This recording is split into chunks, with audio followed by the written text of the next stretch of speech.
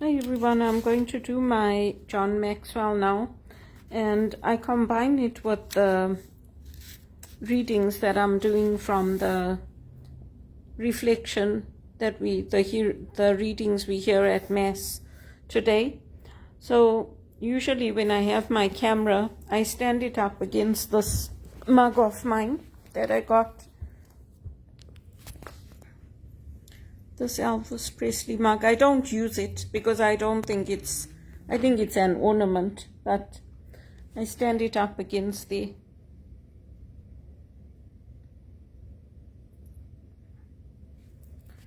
So I'm going to put this here.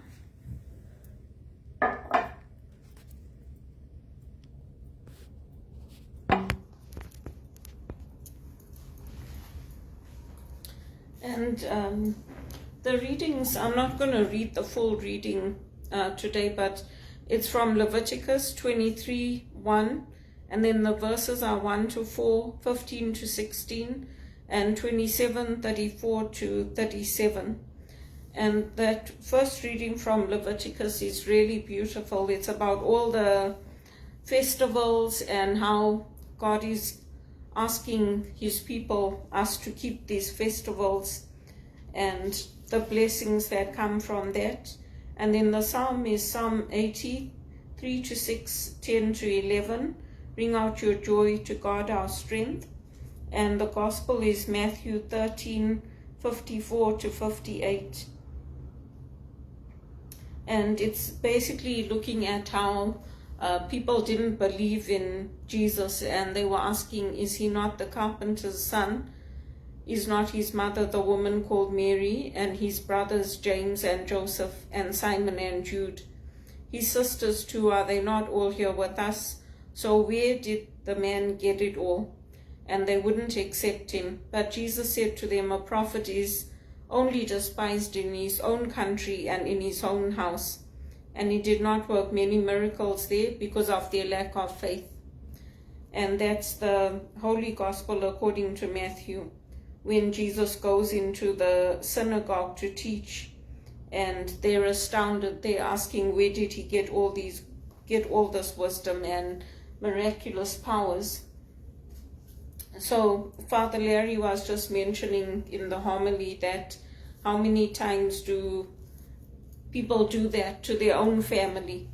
It's outsiders that will accept us, but our own family and friends will always be the ones to challenge us, to tell us how we should do things, not thinking about our own ministries and that we have special roles, just like Jesus. People didn't think about who he was, and they were criticizing him because of where he came from, who his family were, and that was his journey on this earth. And then for today, for my John Maxwell, this reflection is for August 1st, if it ain't broke. And it's basically looking at leadership. It's Genesis 32, 24 to 25. Then Jacob was left alone, and a man wrestled with him until the breaking of day. Now when he saw that he did not prevail against him, he touched the socket of his hip, and the socket of Jacob's hip was out of joint as he wrestled with him. So basically, some people are natural leaders. They have a natural ability to lead. That's what John Maxwell is saying. And others of us, we have to learn leadership skills. And we have to learn to trust God and trust him in that journey. And ask God, what is your will for me in this situation? What can I do for you, God, as you work through me? Because situations change, life changes, and especially for me in Canada, I found that people don't like it when you are too passionate. They want you to tone it down. They don't like it when you are very enthusiastic about things. So it kills your spirit, because you can't bring that passion and that enthusiasm into your workplace or into where you are, you can't bring that joy into it because they think there's something wrong with you. And so you have to learn to adjust to where you are. For me, it's been killing me because from the time I've been here, I've been trying to go back to England, to go back to London, because London is so vibrant and there's so much that you can do there. You have so much freedom. You can just take the train and go see the galleries, go to the National Gallery, go to the aquarium. There's so much freedom that you have that you don't have here. Because here people are always watching you, everybody, it's like living in Kwekwe. It's like a village. And so it really kills my spirit. But this is where God has me, and no matter what I do, no matter how much I tell people I want to go back to London, they don't help me.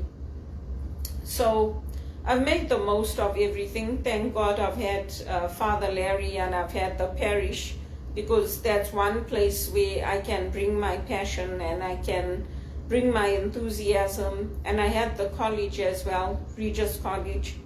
But other than that, it's very difficult here when you are in the workplace, when you are trying to come up in life and you are trying to earn a good salary to, provide for your family. It's very difficult because people look out for their own families and friends and they don't know us. So even though I've been here over 20 years, it's still proving impossible to get a good paid job with a regular shift and a pension and health spending account. So you'll find that the way things work here is that when people get into a company, they'll have somebody in that company who will sponsor them and who will push to get the doors open for them. I didn't have that, so I had to do it on my own, which is why also the sisters were happy when I graduated, because the spiritual direction is mine. It's my platform that I can take out and I can use. But again, those opportunities to have those paid retreats to guide people, it's very difficult getting them. But the sisters were very happy, the Sisters of Mercy, the Jesuits, because they know that there's a great need and there's a great hunger for people to come to know the Lord and for somebody to be with them on the journey. And when we do spiritual direction, it's not just, you don't just sit and listen to the other person. There is dialogue. We pray together. We create a sacred space where we have the holy statues and a nice place for us to meet. So it's a very creative space to be in, unlike working in the call center where it's back-to-back calls, high pressure. You have to take whatever shift they give you, where there's no control. You have no control over anything. This is a space where I can be in control. The same with my John Maxwell. And I can arrange my space. I can have it arranged how I want it, use my creative skills, and be in a space that is for the Lord, not a secular space, not a space that is for the Muslims or the Hindus or the atheists. It's a space that is for Jesus. And so that's what I like about it, and that's what I want to do. So I'm praying that God will open up that place for me within a church setting or within a university, a Catholic university. The Jesuits also, their charism is teaching. So that's why I was looking to get into Regis College, because that's the only Catholic education college here. Because from there I could go into teaching, I could go into helping the professors, and I've always expressed that desire to them and with the Jesuits in other parts of the world, but it hasn't happened for me. So it doesn't mean it's not going to happen, but they have not taken me into those ministries and into that teaching realm, because in that teaching realm I'm comfortable. When I step into the church, I'm comfortable, whether it's St. Basil's or Blessed Sacrament or Regis College. I'm a completely different person. I'm completely at ease. In the corporate world, it's like a war. I feel like I'm working in a war zone all the time. So because it's always like a power play, the people who are in director roles, they're always interested in their power and their position and telling you what to do. And it's a very different space to work in when you work in the Catholic education community. So I'm hoping that that will open up for me. And in the meantime, I'm continuing to do this. And the example of Jacob is similar to the example of St. Ignatius. It's that wounding that led them down a different path and coming to the Lord. And with St. Ignatius, it was that wounding. He was a soldier, a proud soldier. And with Jacob, it's this wounding in the hip where he has to turn to God and come to the Lord. So those are the reflections that I had. And the question for today was, what adversity are you dealing with right now? How are you allowing it to build your character? And he gives the example here: consider your natural ability to lead, a gift from God, but your character a gift to present back to God. Remember, every time you stand up under the weight of adversity, you are being prepared, as Jacob was, to serve God and lead the people. So for me, obviously, the adversity is this ongoing lack of finances, ongoing lack of work, ongoing unemployment, ongoing battle to get any kind of stability. And they don't value stability here in North America. They want people who are willing to job hop, willing to change careers, willing to go from 1 3-month contract, sit at home for over a year, then take another contract, then sit at home for over a year. But they don't put any of the social supports in place to support yourself while you are at home for that 2 years. There's nothing available because the unemployment here doesn't last that long, the employment insurance. So you're sitting at home, you don't have an income coming in. There were over 50,000 people that applied for jobs, summer jobs at our CNE, Canadian National Exhibition this year. So that shows you how bad things are in Canada. And this is not something that is going on only now. It started when the recession hit in 2008, and it hasn't gotten any better for many people. So for me, that's my adversity that I'm dealing with. And I'm just turning to the Lord. I'm putting my faith in God, asking Him to open those right opportunities for me. And I'm trusting Him that because God has always brought me through things, I'm trusting Him to bring me through this as well. Because I've also got insurance costs to pay. If you live in a condo like this, you have to pay for insurance in case there's any water leakages, any kind of unexpected damage. You have to have that insurance in place, just like the churches do. And you've got to take care of your own transportation, your own renewal of your dues for HRPA. I'm wearing my pin today that they gave me. I got this pin when I got my HR designation. I'll see if I can show you. This says CHRP. They didn't do one for the CHRL, but I'm wearing that today just to remind me of something good that I accomplished. And yeah, you have to pay those dues. Those dues are over $500 every year. This year I applied for reduced dues. I can't apply for it again next year. And because my income was so low, they gave it to me. I earned around $20,000 for the year. So I don't know how they expect you to live on that as a qualified HR director, as somebody who has executive assistant skills, who's worked on board positions here in Canada, and I have legal assistant experience. When I worked in England, I did that. I worked as a receptionist. So here I didn't get any good jobs, any good paid jobs. They were all minimal wage or doing sweeping and cleaning, unloading the dishwasher, loading the dishwasher. I didn't get any good paid jobs.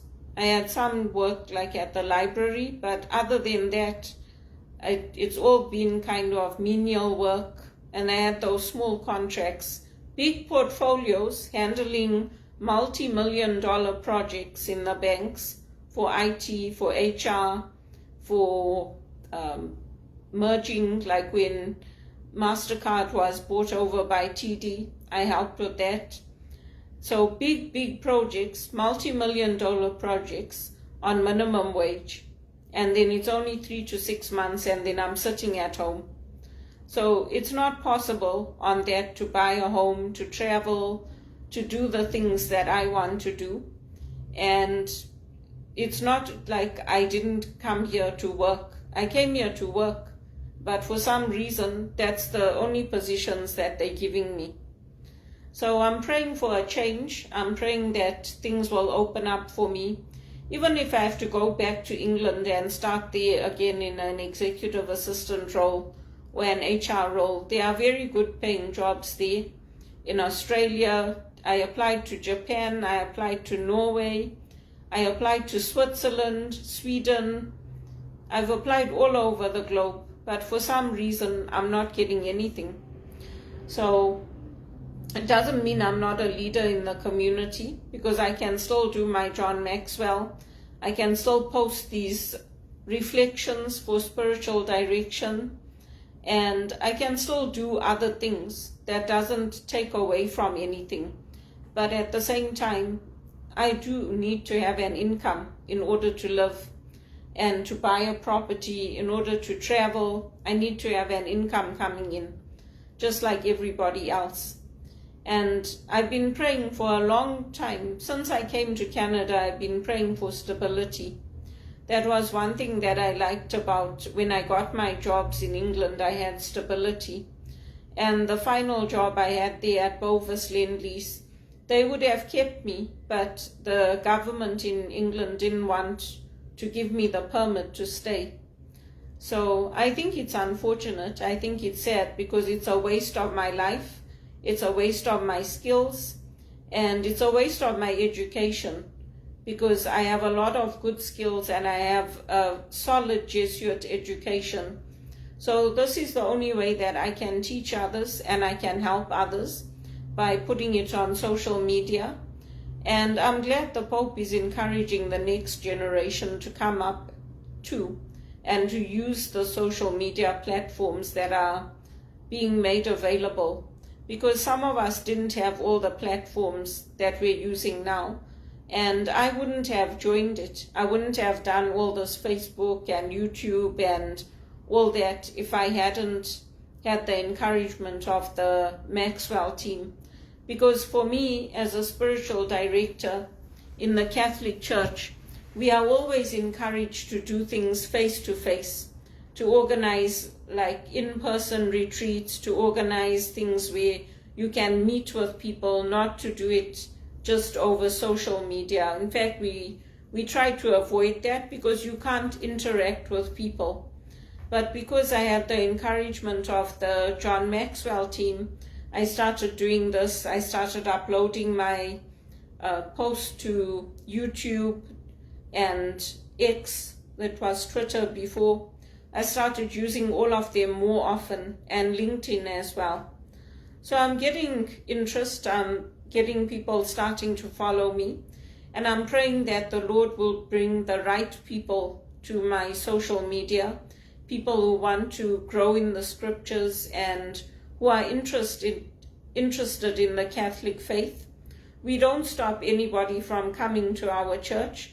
For example, the neighbors I've taken in, there's one neighbor here, she's Jewish. She comes to our church.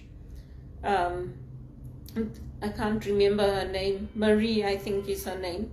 But she comes to our church. And then Esme is Anglican. She comes to our church. The only thing is that Father told them they cannot receive Holy Communion But they can come in, they can enjoy the service, they can listen to the Word of God. And Father Larry doesn't stop anybody from coming in. So that's my reflection for today. And please continue to pray for me. I even applied for jobs like at Tennis Canada because I like sports. So I thought maybe something affiliated with sports would be good. But I didn't get anything there either. And as long as I know I'm doing all the right things and I'm putting my faith in the Lord and I'm trusting Him to open that right opportunity for me, that's all I can do.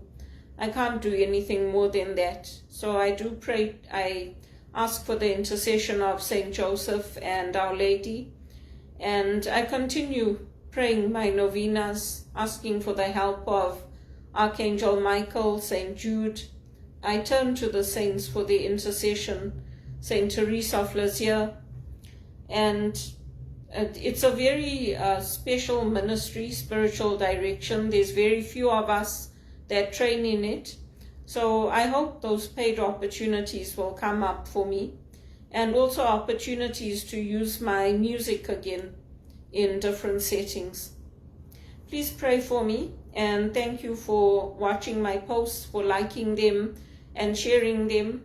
I'm not doing too badly. I have about 200 people following me on YouTube.